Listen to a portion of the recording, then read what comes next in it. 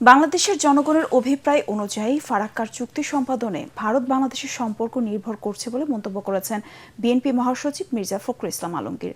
ঐতিহাসিক Farakka long March দিবস উপলক্ষে আলোচনার সভায় তিনি বলেন, দেশের স্বার্থের প্রশ্নে কোনো আপোষ করবে না সরকার।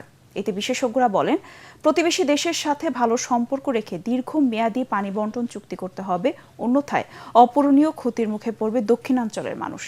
কামরুজ্জামান রাজীবের রিপোর্ট। ঐতিহাসিক ফারাক্কা লং মার্চ দিবস উপলক্ষে রাজধানীর রমনা ইঞ্জিনিয়ার্স ইনস্টিটিউশন মিলনায়তনে আয়োজিত আলোচনা সভায় দিনটির তাৎপর্য তুলে ধরেন বক্তারা।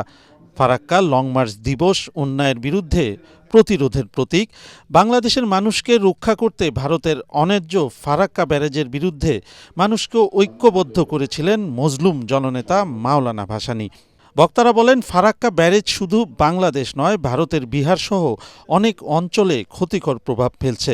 দুদেশের অভিন্ন নদীর পানির স্বাভাবিক নাব্যতা বাধাগ্রস্ত করলে দুদেশই দীর্ঘমেয়াদী ক্ষতির মুখে পড়বে। শুধুমাত্র কলকাতা পোর্ট, কলকাতা বন্দরের নাব্যতা রক্ষা করার জন্য আপনি একটা দেশের ক্ষতি করে দেবেন? এই দেশকে নাকি আপনারা বন্ধু মনে করেন?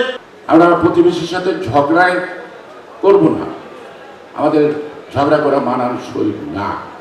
তাই বলে দাসত্বের শৃঙ্খলে আমাদের অস্তিত্ব বিলীন করে দেব, সেটাও কিন্তু সম্ভব না। ইমিডিয়েটলি শেয়ারিং অ্যারেঞ্জমেন্ট করতে পারি, তাহলে কিন্তু প্রত্যেকটা নদীতে আলাদা আলাদাভাবে এই কাজ করতে হবে। ফারাক্কা বাঁধ নির্মাণের মধ্য দিয়ে বাংলাদেশের মানুষের জীবন ও জীবিকাকে হুমকির মধ্যে ফেলা হয়েছিল অভিযোগ করে বিএনপি মহাসচিব স্থানীয় সরকার মন্ত্রী মির্জা ফখরুল ইসলাম আলমগীর বলেন, ন্যায্যতার ভিত্তিতে ফারাক্কা চুক্তি সম্পাদনের উপরই দুদেশের সুসম্পর্ক নির্ভর করছে।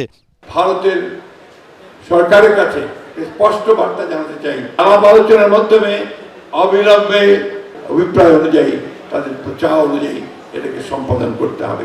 ভারতের সঙ্গে যে সুসম্পর্ক স্থাপিত হওয়া সুযোগ এসেছে, সেটা নির্ভর করবে ভারতের এই গঙ্গা চুক্তি বা আপনার ফারাক্কা চুক্তি সম্পাদনের উপর দিয়ে।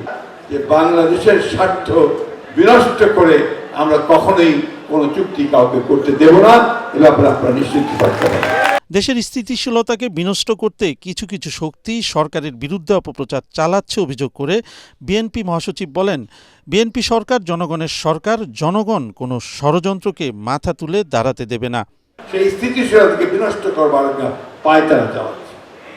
এই সম্পর্কে আমাদের, আমরা বাংলাদেশের স্বাধীনতা বিশ্বাস করি, গণতন্ত্রে বিশ্বাস করি, তাদেরকে আমাদেরকে অনেক বেশি সজাগ হতে হবে, এবং শুধু সজাগ নয়, আমাদেরকে সংগঠিত হতে হবে। কামরুজ্জামান রাজীব, এটিএন বাংলা, ঢাকা।